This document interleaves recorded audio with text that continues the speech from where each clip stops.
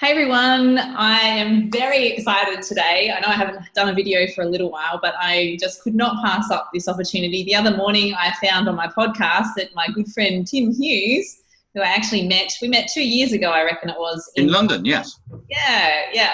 So we actually caught up. We originally met, I think, on Twitter, which kind of sounds a bit weird in some respects, but made some amazing connections on Twitter, and Tim was one of those, and he was very happy to meet with me in London, which I was stoked about. Got me really inspired about writing my book, which is still almost finished.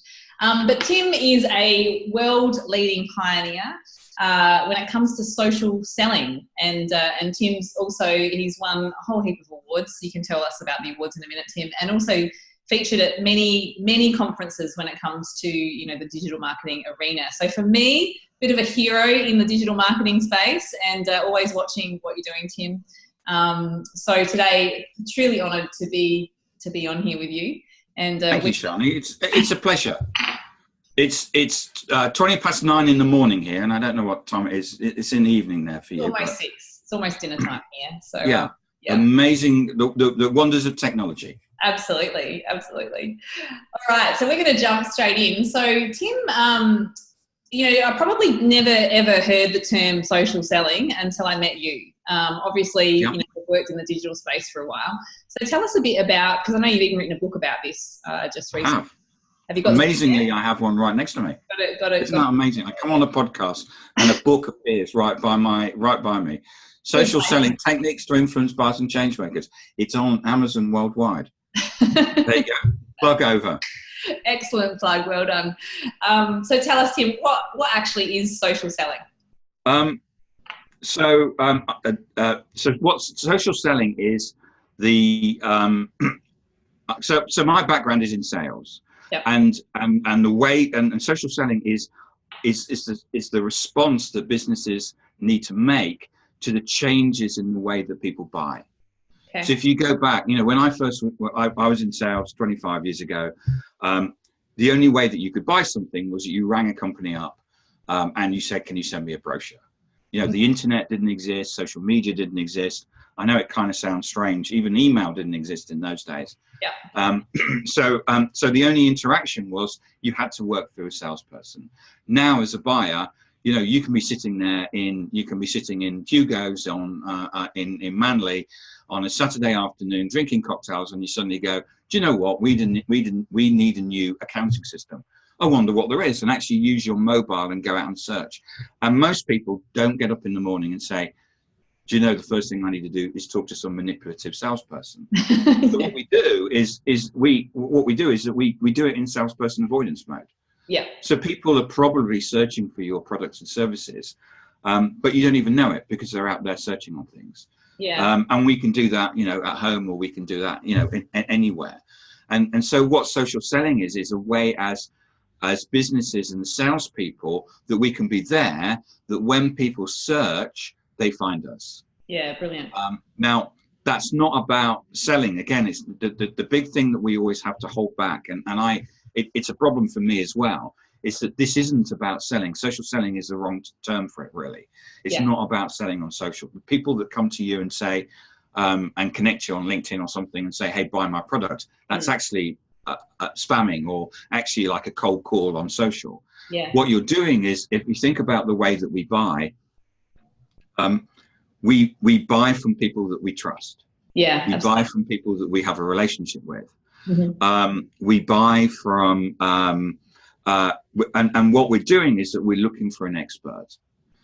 So even though when I say we're looking for an expert, that's not like a professor or something like that. Yeah. Whatever you sell, whether you are selling a hotel, or whether you're selling waste management clearance, you know more about that service than the person that's actually buying. Yeah. And what we're looking for is someone that can help us and guide us. That we know that they're a salesperson, we know that we may not trust them, but what we're looking for is something human, a human element, or something in their presence that we feel that we can trust them, and then we can approach them. Yeah. And one of the things that we teach people to do is about how they can get inbound. Okay. Yeah. So that's not necessarily sitting there and hoping that something's going to come, but actually putting yourself in a position that people will go, that person obviously knows what they're talking about. That person can help me. I'll actually approach them direct. Okay. So that's a long way of saying what social selling is, but it's about, you know, looking good on, first and foremost, you need to have a personal brand. Yeah. Now, that can be difficult for organizations because organizations or brands think they're the thing that people are buying, and they're not. People buy people. Yeah. You know, you are the face of your company. They actually buy Shani, and they buy Tim Hughes, or they buy Phil, or they buy Philip. They're not actually buying Digital Leadership Associates. Yeah, sure. And the one thing that we have in common, well, the one thing that we have that's unique in organizations today is actually the people. Yeah. Because when we look at accounting systems or human resources systems or SEO companies or whatever, they all look the same. Absolutely. Yeah. And it's the people that are differentiators. So first and foremost, have a personal brand and allow your employees to have a personal brand. Look, if you're interested in know what that looks like, come and look at my LinkedIn profile. Yeah. Come and look at any of my team's LinkedIn profile, because we insist everybody has the highest watermark in terms of their social presence. The next thing you do is you need to grow a network. So that's not just sending connection requests to people and hoping that they'll connect to you, but actually building a network of people that are maybe useful to you today, maybe useful to you in the future, but don't sell. Don't send them a connection request and say, hey, Shani, I'm your salesperson for this. We're not interested. Yeah. What we're interested in was relationships. And the third thing is content, which is about showing people that you actually, another way of showing your expertise. Now, that one thing is about finding content. So I use a free app called Flipboard, which is where I find articles either on social selling or cloud or something like that. You know, like I found an article that Gartner was saying that cloud business is going to be so massive in 2020, and share that out, something that people will go, oh, that's interesting. Or educational. And also you can write your own content.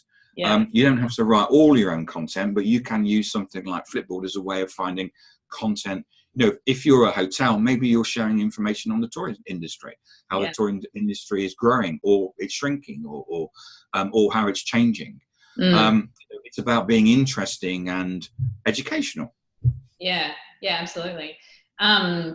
One thing that you said on the podcast I was listening to the other day that I found really interesting was that you said the difference now compared to 20 years ago is that the customer journey is a lot longer before someone actually engages a company than what it used to be, but the sales period is a lot shorter. Yes. And I found that really interesting because, like you said, as soon as someone approaches your business, it's technically like they're already ready to buy, aren't they? Yeah. So the sales, the buying cycle has got, as you say, has got longer. The selling cycle has actually got shorter. Yeah. So Gartner have some figures that say that people are now about 57% of the way through the buying process before they reach out to a client. It could be 35%, it could be 70%. It doesn't really matter.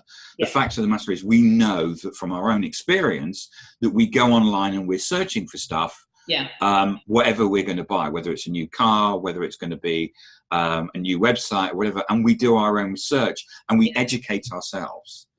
And what companies can do is that they can make sure that they have content available out there on social media, that when someone starts looking for something, that they will actually find it, and you are part of the education process. Again, this is not about having a brochure and saying, every company says we're number one, we're the market leader, we're the biggest in this. Everybody says that, and it just becomes noise. You need to have, I usually give an example of, I know someone that does a baby massage service. And what they find is that most people actually find them on their website usually about 3 o'clock in the morning. Interesting. And what it is that they've actually written an article saying the top 10 ways you can get your baby to go to sleep. Yeah. And one of those items is baby massage. Yeah. So it's kind of like a, it's so, in the old days, you would have put out an advert, but people now don't really look at adverts. But what they're doing is that they're reading content and they're self-educating. Yeah. And so what you're able to do is, if you put yourself in your buyer's shoes and say, okay, what sort of things are going to be people going to be searching for, and then you write those articles. So let's take us as an example. We're a small business. We've got 8 people. Yeah. We have resellers worldwide, which gives us a global capability of now 28 people. But the reseller thing is a discussion for another day. Yeah. Sure. But if we take us as a small business of 8 people, we put out a unique piece of content every single day. Yeah, every day we put out a blog. That you were doing that 2 years ago as well, and I wondered. Yeah. We've now done over 700 blogs. Wow. And that's not about us. Yeah. That's about I'll go into a meeting and there'll be a discussion about how the world has changed in terms of sales, and I'll write about it on the train on the way home. It actually doesn't take a long time. I know sometimes what happens is that when you first start doing it, it feels scary. Yeah. But it's a bit like blogging is a bit like a muscle. Once you actually start using it, you actually start going. And we have an internal joke where we'll be talking about something, and then someone will say, "There's a blog in that." Yeah. Someone was given an example about your LinkedIn profile is a bit like a shop window. If you're walking down the high street and the shop window, there's nothing in there, what do? You just walk past. Yeah. Whereas if you walk past the shop window and there's some interesting things, people will stop and they'll look in. They may not buy something, but they'll go, "That's an interesting shop, and I'll come back to that 6 months later." Yeah. And when someone's saying that, we're going, "There's a blog in that." And so what happens is you start realizing that people are out there, they're looking for insights and to be educated, and blogs, and you can write them and they will start finding them. Yeah. And that, we met through social. Yeah. It was on Twitter. We built we built a relationship up on Twitter, and then you and your husband met me and my partner, and it's like, hey, we got on really well, and it's like, wow. And then we've carried on that relationship. I know what you're doing and that because we're connected on Facebook. Yeah. So actually social allows us to actually have deeper relationships with people and understand what's going on. And that what you're trying to do is make sure that the people that are going to buy from you are seeing what you're doing, not necessarily being connected on Facebook, but seeing what you're doing from a content perspective. Yeah. Absolutely. And if you're writing interesting, we put something out about social selling, and there are people out there that I'm not even connected to who I connected to someone yesterday. They looked at my LinkedIn profile. Yeah. I said, "Thanks for connecting to looking at my LinkedIn profile. Hope you found what you wanted." Again, not selling. And then saying, if you looked at my profile, why don't we connect? Yeah. And he actually wrote back and said, "Yeah, I'd love to connect. I've been following you for 2 years. I read all your material, and I'm actually trying to roll out social selling in an organization, but it's not really working." I said, "Well, if you need any help, you know where we are." Yeah. So, and that was just a case of finding what basically that was a prospect. Yeah. And that, not everybody is going to buy immediately, but he doesn't know where we are. And I'm sure if they have a problem, what they'll do is that they'll come to us. The first thing they're going to think of is you. Yeah. Yeah. So, and that's one of the things about content. You're always basically waving to your prospects and clients if you're connected to them, and you can be doing that every day. And they go, "Oh, not today, but that was really interesting. Oh yeah, Tim Hughes, he's the guy with the interesting articles. Whenever we have a social selling project, we'll get him in and talk to him." Yeah. So that's really the way that we're working and transforming organizations. And we actually get people to then turn that into a prospecting culture. And it works. Yeah. So I'm bloody hell it works. Just quickly on the blogging topic, I've been to a few conferences here in Australia recently, and a lot of them are throwing out the blogging concept for live video. So what's your thoughts around that?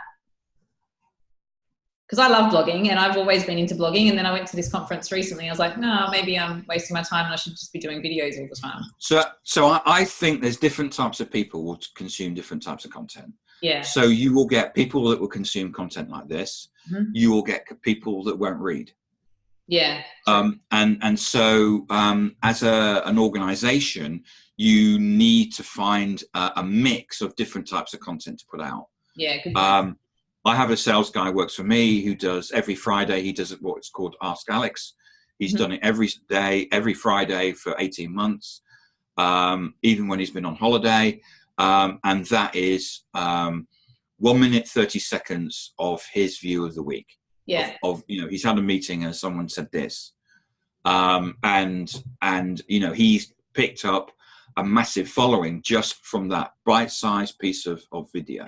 Yeah. So I think I wouldn't put all of my eggs in one basket. Yeah. I'd actually say you need to break this up, which is why I'm really happy to come on and do this, because I get visibility through your network.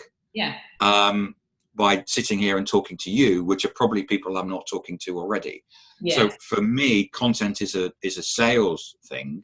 Yeah. And me actually sitting here and giving people information is actually you're giving me time to sell to you. Yeah, brilliant. In a subtle way. So at that point, Sean, is everyone's just switched off. Yeah, because you're selling all of a sudden. Yeah, I'm not selling. I'm giving you information. No, absolutely. So 2 years ago, I think both of us agreed that our favourite platform was Twitter. But has yours changed? Are you a LinkedIn fan now? No, I'd still prefer Twitter. LinkedIn is the business platform. Yeah. Okay. Yeah. If you're in the profession, you need to be on LinkedIn and you need to have a good profile. Yeah. Brilliant. Okay, no, that's good. And what's one word of advice for anyone starting a new business? Well, we're just coming up to our 3-year anniversary. Yeah. My piece of advice is to get on social media straight away. Yeah. Because you can talk to a global audience. Yeah. So we wanted to be a global company within 2 years. And I think it was like 3 days before our 2-year anniversary where we actually found that we were able to be a global company through our global capability network of resellers. Yeah. And being small business based in London, and being able to do business in Singapore and in America, in Australia, that the business world has never been able to do that before. Yeah. And it's social media is kind of free. Yeah. The cost is your time. And sitting there and doing some stuff on Twitter, doing some stuff on LinkedIn is a great investment. When I've got a friend of mine who's basically just starting up. Yeah. He's on 3-month gardening leave. Okay. And I said to him, because he said, I'm going to go and go to the beach and stuff. I said, you've got 3 months to invest in your life. Yeah. You're being given a gift to sit at home and do a whole load of things that you can. And so don't wait till day one of starting the company. Do this stuff while he's in gardening leave. So I said, have 60 days worth of content ready to go. Yeah. 60. So that's write 60 500-word blogs. Yeah. One subject. Not lots of things, just one subject. So things that you're going to be part of, and then you've got your social media platform to put that out. And that's kind of like I'm here. This is gonna. This is who I am. And I said you'll find stuff will start coming to you. Yeah, it's amazing how many people when they start, like they decide to start a business, and then that's when they start their marketing. And I always say to people, like, get it, like you said, like get ahead before you even start, so that when you do start, you've already got some momentum. Because as you know, it takes a little while to build that, network, social media, on any social media platform. And it does, and you need to be out there, and you need it, and it's a constant thing of, commenting and that. But so a good example, one of the sales guys, sales teams that we're working with, he got an unsolicited bid in. So it was basically fill in this spreadsheet, and it's a tick box. Does your product do this, this, and this? Now, most people would throw unsolicited bids in the bin, but they actually had time to do it, so they decided to do it. Yeah. The company said you have the ability to write about your company 2 sides of A4. Now, most people will say that they're the biggest and the best, and everybody says that. Yeah. And he decided to, right, I'm going to try this social selling stuff out. So he said, I'm not going to write about it. So he actually wrote, and he said in the covering letter, I'm not going to write about the company. Here are 3 blogs that I've written, which I think cover your business issues and your industry issues. Go and have a look at them. Within 10 minutes, the client had rung him back and said, you're on the shortlist. Wow. He said, I've read your blogs. He said, I've never seen anything like this. He said, you, as a salesman, you clearly understand what our issues are. Yeah. You're on the shortlist. Yeah. Wow. And that was, it's like, I can't be bothered to write a blog. It's transformational in the way that you work, partly because no one else is doing it, and you'll stand out. Yeah, totally. It's blogging sounds really difficult, but actually it's once you get used to it, it's really easy. Thing I find about blogging as well, and I've actually fallen off the wagon a little bit recently with the blog thing because of various reasons, but still love it and still committed to it. But the thing I find with blogging as well is that as a business owner, it helps you really process your own thinking. Like while you're writing, you're developing, you actually find you start developing new ideas and looking at things a little bit differently just through that process of writing. And that's what I actually love about it for myself as well. Yeah, we've just created a benchmark because we've got a number of projects running with clients. We now know and can benchmark someone's digital capability. Okay. So we know what good looks like. So I started writing that, and what usually happens is you write something that's salesy, which no one will read. And then as part of writing, I go, actually, that means that we could benchmark our existing employees against their digital capability, but we could also benchmark people who we're recruiting. So if we got 20 CVs in, and we want to be a digital business and we want to move forward with digital people, we could actually then benchmark that. So I then know which of the 3 people I need to actually recruit, which could actually save me some time and money. And I'm sitting there and I'm thinking about, it could do this and it could do this. And it's only when you actually sit there and think about it where you go, actually, this is because we actually internally think it's a bit like a Myers-Briggs for digital capability. But it's only when you actually sit there and think about it and start blogging that you actually have the mind to start thinking about it more than just, hey guys, we've got something brilliant, you should buy from us. Yeah, totally. Yeah, absolutely. Yeah, that communication piece is key, I think, in that process. So, okay, I know that you're really busy, so we're gonna wrap up. But I want to ask you, I know you've just been to Australia recently. Was that your first trip to Australia? It was, yeah. Wow. And where did you go? I did the Melbourne and Sydney. Yes, I see you missed Adelaide, which was disappointing. Yeah, I know. And there's a whole loads of places in Australia that we missed. It was kind of the week in Melbourne, which is like the UK but warm. Warm. And then Sydney, which was 40. Yeah, wow. And we went up to, we did the Opera House and Manly Beach and stuff, and we had a great time. It was great. It's a great place. What was your big thing that you loved most about Australia? And I think it's probably the same with everybody. I hadn't realised how amazing the Opera House is in Sydney. Yeah. I kind of knew it was an iconic building. But it's not until it's a bit like the Taj Mahal. It's not until you get there that you realise how big it is, and you go, actually, it's actually 3 opera houses. Yeah. And you go, this is just like amazing. Though it was very hot at 40. Yeah. I had the hat on and the suntan cream. And I was going to say you would have roasted. Oh yeah, it was. I was like wrapped up to the hilt, I think, when I was in London that day because I was so. Yeah. Well, it was. I was there with my business partner, and we came down for breakfast. And he said we had one day off. Yeah. And he said, what are we going to do? I said, we're going to go for a walk. He said, no, Tim, it's 40. We're not going to go for a walk. I said, no. Look, I got my Lonely Planet out, and I said, look, if you look at the map, basically if we walk down to here, we then go to the modern art gallery. And he said, yes. So what? I said, it's got air conditioning. Yeah, you just follow. Then what we do is we go to the Opera House. And he goes, has it got air conditioning? Yes. And we and we actually worked out that we could basically do the Sydney walk and go from air-conditioned building to air-conditioned building, which is what we did. Really need it. It was fantastic. Loved it.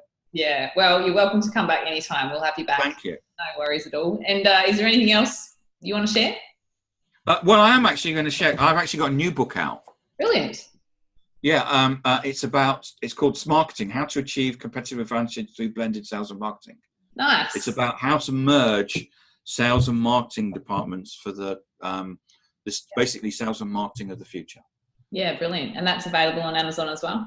It's available worldwide on Amazon, yeah. Awesome. Is it on Audible? It's not, no. Ah, come on. You got to read it, unfortunately. Oh, no. Yeah. No, that's brilliant. All right, Tim, thanks so much for your Darnie, time. it's been fantastic. Awesome to catch up with you, and we should do it more often. Yeah. Yeah. All right. Bye.